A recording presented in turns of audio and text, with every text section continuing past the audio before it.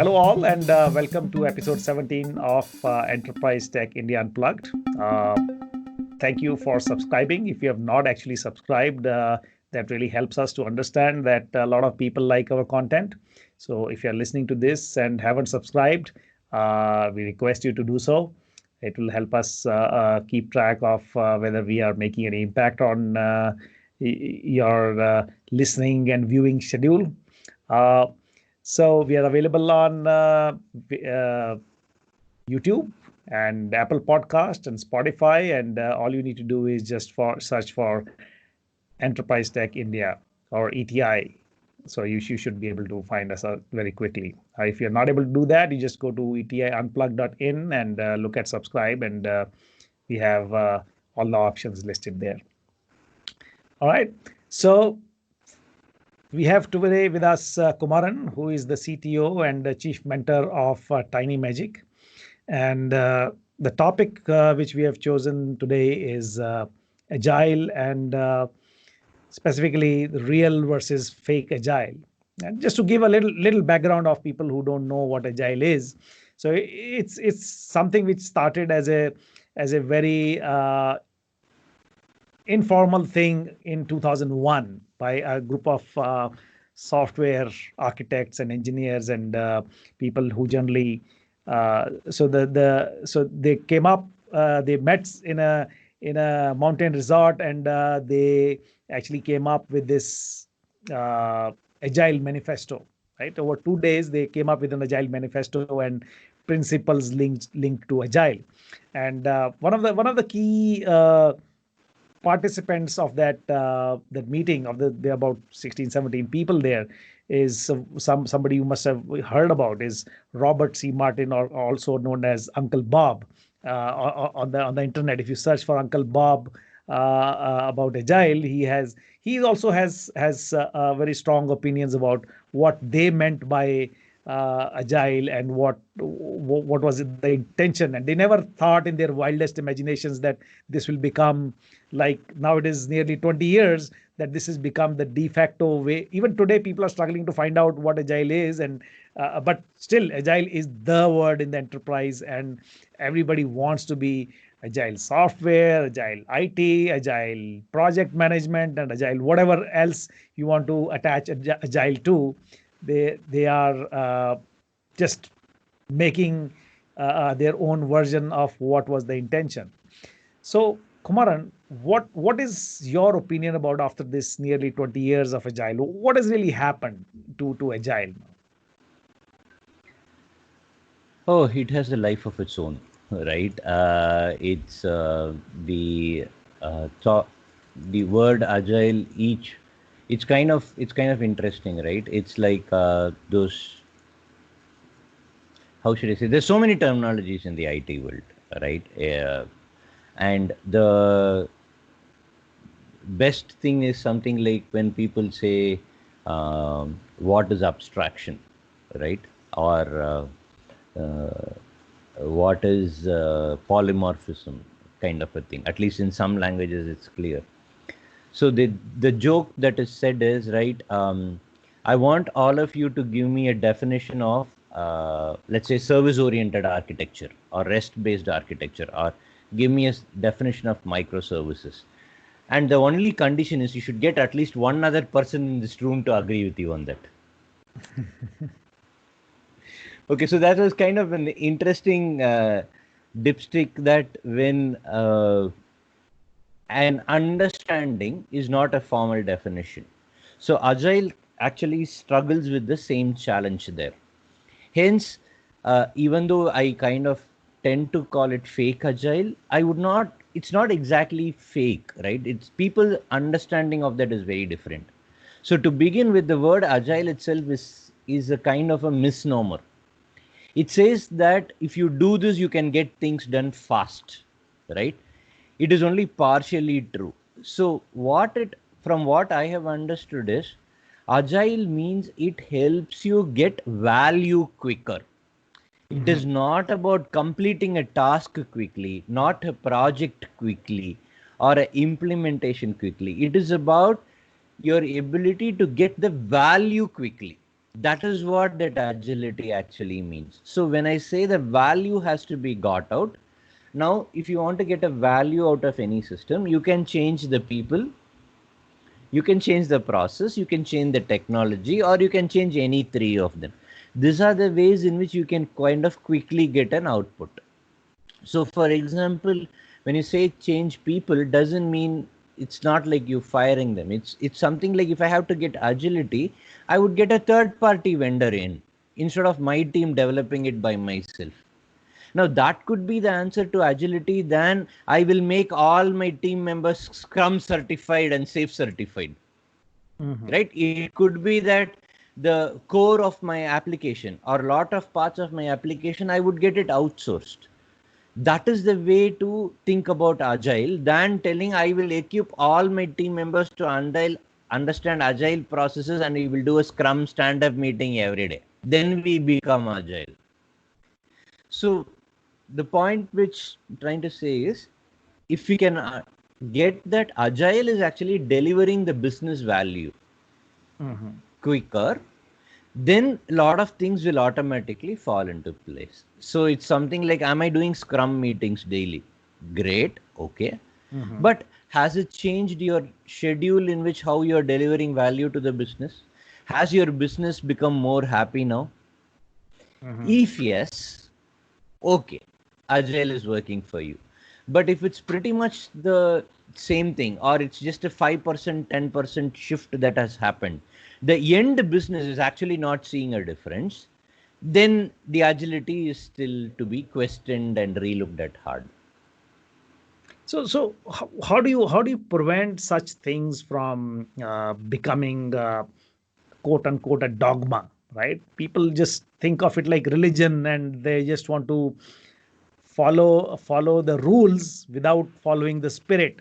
How do you prevent those things from happening? That's actually a tough thing. It starts off with what the basic understanding of that concept itself is, or the intention behind that. Otherwise we get logged on to the actions that governs us. So it's like, for example, the analogy of the quality department, right? A quality department exists to ensure the quality of a product, not to check whether the processes are being followed, the checklists are being done, how much of NCR's non-compliance reports is being. No, they don't exist to do that.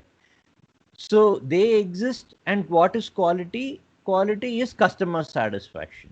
So they are there to ensure customer satisfaction. So that intention has to be clearly understood. And if people understand the purpose of an agility is to make sure that the business and the customers both are happy with technology, and they are, for the money that they are betting in, they are getting the return as quickly as possible. If that period, gestation period, is coming lesser and lesser, that is the purpose of agile. Once they get that point, right, now if they start asking questions to any process that they are implementing with respect to that, that would set them on the right course.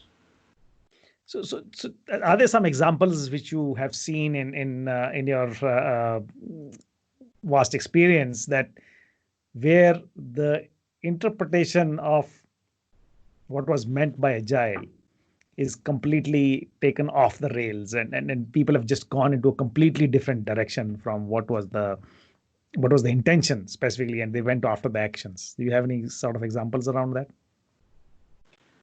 There is quite a bit of them. In fact, like I would say, if I kind of split it, right, from what I have seen, like there is around 20-30% of the customers who kind of think they doing the daily stand-up meetings, okay, and having a backlog and calling something as sprint means they are already agile, okay. But now when you double click and see, a sprint is 2 months, 3 months kind of a period. Okay, so what's the problem with that? Now, the moment I have decided my sprint is 3 months, right? My bare minimal, the least common time I can show value is 3 months. And Okay, so that there itself, my starting point itself has become a problem. In lesser than 3 months, I cannot show any value to the customer because my release cycles are 3 months. Then comes the next issue. After 3 months, will it go into production? In another 20 to 25% of the cases, it doesn't go to production. It just stays in the integration server. And that has its own release cycle. So that is controlled by some other team. Right? They'll say, look, so when does it go to production? No. The business determines a product roadmap. According to that, they will take it from the integration test into the production. But we are agile. We will move it into the integration testing. Okay. So the end-to-end value is not seen. The end-to-end value is not seen. So that's another problem, right? And then what happens is when you're doing the backlog, grooming, and introspection, right? People do introspection, but in the introspection calls, nobody represents the business or the end customer, which is a critical feedback that is needed. Right. Okay. Oh, introspection is a technical discussion. I'm not coming for that. Or I don't see the value. Or even the teams itself decide, we are going to discuss bugs, issues. Why should business be there in that? Right? Or typically the business analyst kind of comes in who's supposed to represent the business.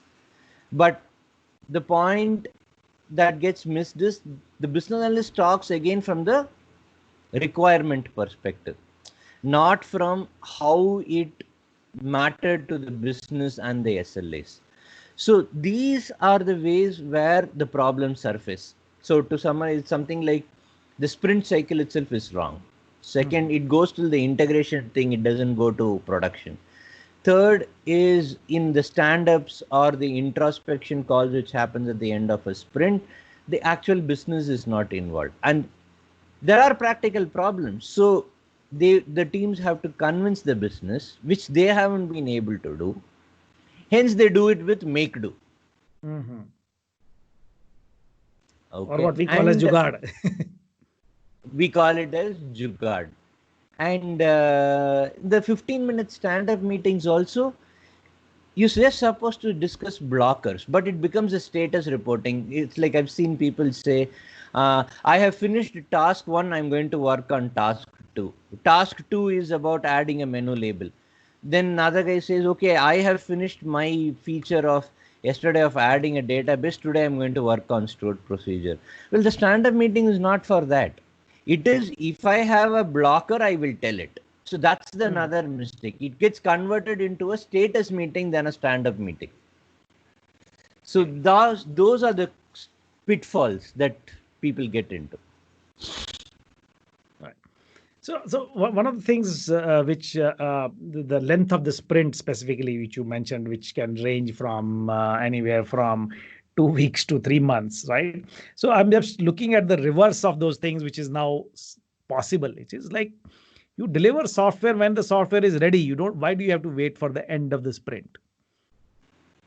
Right. Correct. So so now, because whatever people have decided that because it is a sprint, we release only at the end of the sprint, even when it is possible to release it when the software is ready. Right? At least whatever time they want to get the process done, get the people to test it. It really is not really dependent on the sprint, right? So that definition of sprint has become the box. The time box has become really the box. Correct. That's true. Yes. Right. I think some people kind of do a little bit of work around that. I've seen some groups and teams do that. What they do is, so let me call that as a product roadmap itself, right? Business roadmap. And then the sprint is the development thing. They are two different things. So what they kind of do is they take the feature to the production, they test it in production, but they keep the feature off, not visible to the end user's eyes. So it's actually working in the production environment, but because there is 2 more features to be needed to make sense to the end user, this comes and stays, and in the production environment, it is actually running.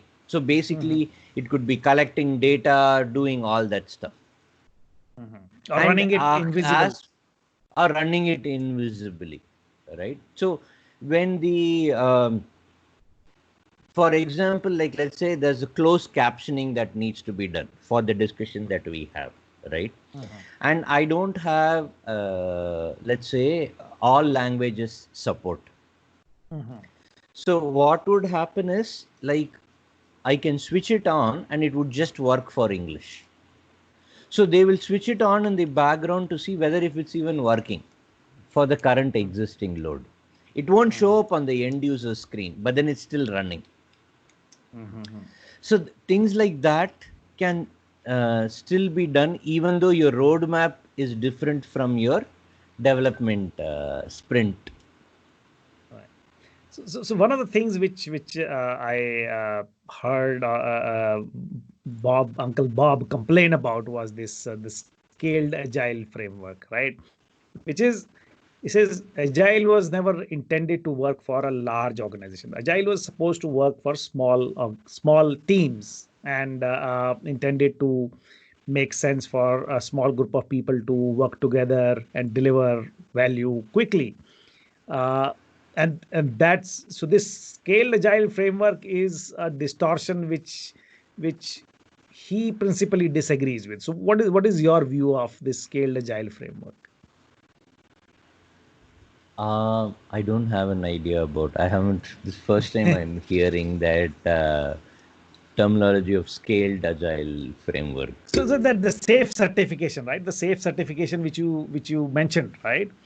So from this is what they try to do, is they are trying to uh, create this structure in which you have these scrum teams, and you have this scrum of scrums, and you have at higher level you keep on doing this agile thing until the hierarchy of the whole organization, which to my mind is sort of counterintuitive, or not even counterintuitive. It seems like a waste of because there is, because finally what goes up the stream beyond a team is mostly management, right? It's a management framework, right? And agile is basically a software development framework, right? If you try to apply a software development framework to organization management framework, I believe it I means I personally have seen it fail, because the intention of agile was not to look at a large organization. Just look at, and I think not that's not true. I think yeah. okay. So I think it's usually what happens is, I think um, when somebody comes up with a concept, right, and I'm kind of personally attached to it, and I want to make sure that it will answer all questions in the world. And I think probably the scaled agile is kind of getting into that scenario or complex, right? So when they kind of say, how will I help my department get agility and things like that, what you're telling, that could be the reason why they're trying to answer that question. And all the problems what you're telling would actually happen. It's ideally designed for a development kind of a thing. Now, if you look at, let's take another parallel here, which is similar, right? Agile comes from the lean manufacturing thing. Right. Now, lean did not come and say, how I'm going to present to the shareholder is going to change. Yes. They stuck to the production floor, right? And they kind of connected it to your balance scorecards or whatever, which the management things were working. So I think in the current modern scenario, I would kind of say, when it goes beyond a technology level, let's say the project or a program level, the moment you're going to switch from a program level to a portfolio level or even to a program level, I would say we can just use something like a OKR framework, which is already there. Right. And OKRs, I think we have talked about it a lot of times, right? You have annual objective, quarterly objective, and the moment you get it down to a monthly objective, right? you're done. Yep. You just have to make sure that this connects to that. So I Yep. don't Yep. think we need to introduce another or scale this up, right? If the OKRs, for example, is set in place, now you use your agile framework to see if you're going to meet the OKRs. It becomes fairly straightforward. And I think OKRs is uh, gaining popularity and understanding and acceptability within the management. Right. And it also makes it easy, right?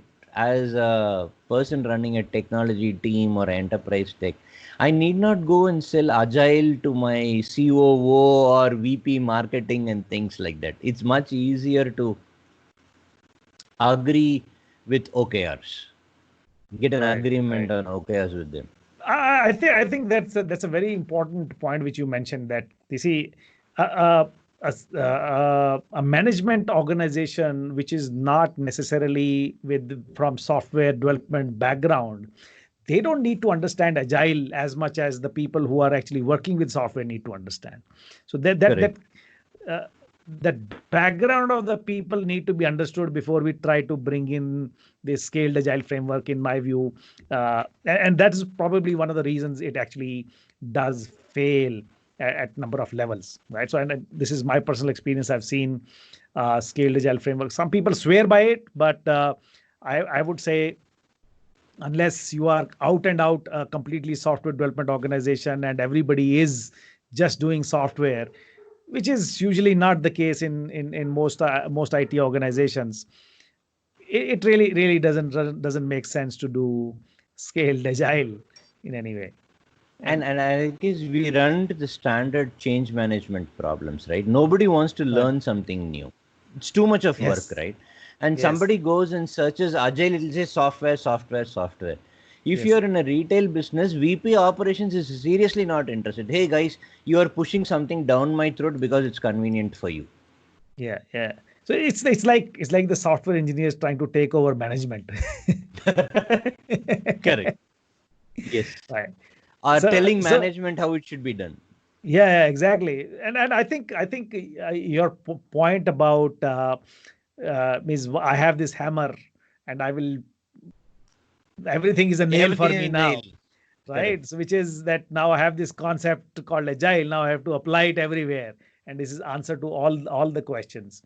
I think that is a appropriate conclusion to our discussion, is that apply agile appropriately and don't try to make it what it was not intended to, right? And there apparently means there is no standard for agile. Of course there is certifications available for scrum and all those things, but the best implementations I've seen is people who are not certified for anything, but they make it work for their context. If the people who understand their context and understand the intention behind what is being proposed by the concept, and they are the best people actually to get the best output out of agile, rather than people religiously following the the motions of templates the the templates and the templates. process. See, I think as you said, it's like a religion, right? You do Yeah. the ritual without even understanding why it is there. And like you were talking about connecting these things, and let's say an introspection meeting, right? Mhm. I need not call it an introspection meeting. If I call it a monthly business review, which is Yeah. like, and I take the OKRs and the Yeah. output of, let's say, a monthly sprint, the Yes. business guys will automatically walk in. I don't have to convince them. If I Yes. say sprint introspection meeting, then that guy will ask, why should I come there? It Yes. could be as simple as just putting the title of the meeting. Will actually Right. get people in to get what you want done. Right. Right. I think the one important point which you have mentioned is, make sure that if you are delivering value, you get the receiver of the value into your retrospectives or introspections, whatever reviews which you want to do. The people who are receiving the value are the best judge of Yeah, whether you have done the job or not, right? So it's sort of irrelevant what you decide about yourself, right? It's better to look at the people who are receiving your output to be participating in the value discussion, right? And I would take my personal case, right? It's a small company. I am the CTO. My co-founder is the CEO, right? Hmm. And when he makes a statement, I don't know when you're going to give the feature I asked you. Uh-huh. That's a clear indicator of how agile I am. Yes. That one Yes. statement says I'm very agile. I don't know when I will get it. It really shows a lot about the agility that I'm there, right? I think. One of the side effects of means agile to the business world seems to be that the impression which software engineers or the people who are sort of professing agile has given to the businesses, you can change your mind anytime, and we will be Correct. happy to do it for you, right? So, which I don't believe that is the intention behind agile, right? So So does it's that happen to you also? that's true. Yeah, yeah. It definitely happens like that, right? But I think the interesting thing which I have understood why that happens, right, is Sidhu, the cricket commentator, right? So he has this phrase. He says, "The batsman starts believing his doubts and doubting his beliefs. Then he's in trouble." Okay. So it's one of the famous Sidhuisms. Now, based on that, I got kind of another thing struck me. When you're telling a lie or when you're exaggerating something for marketing purpose, all of us do that, right? It's fine to do it. But the day you believe your own lies, right? You're done Yes. for. So don't believe your own bullshit. Correct. Okay, so I think that's also sometimes people get into that, right? So they kind of they talk about it so much that they genuinely believe that itself. So we got to be really careful about that. I think that's the only way you can inoculate yourself from shooting yourself in the foot. You kind of convince that you are the enemy and hold the gun the other way around and pull the trigger. So don't shoot yourself by Yeah, uh, by believing your own bullshit, yeah, right? So correct. understand where those boundaries are, right? So I hope this does not flag our podcast as unclean podcast by when we use words like bullshit, but we use it in the context which is supposed to be. So thank you, Kumaran, for this scintillating discussion, and we'll see you next time with a new topic. Thank you. Sure. Thanks, Deepak.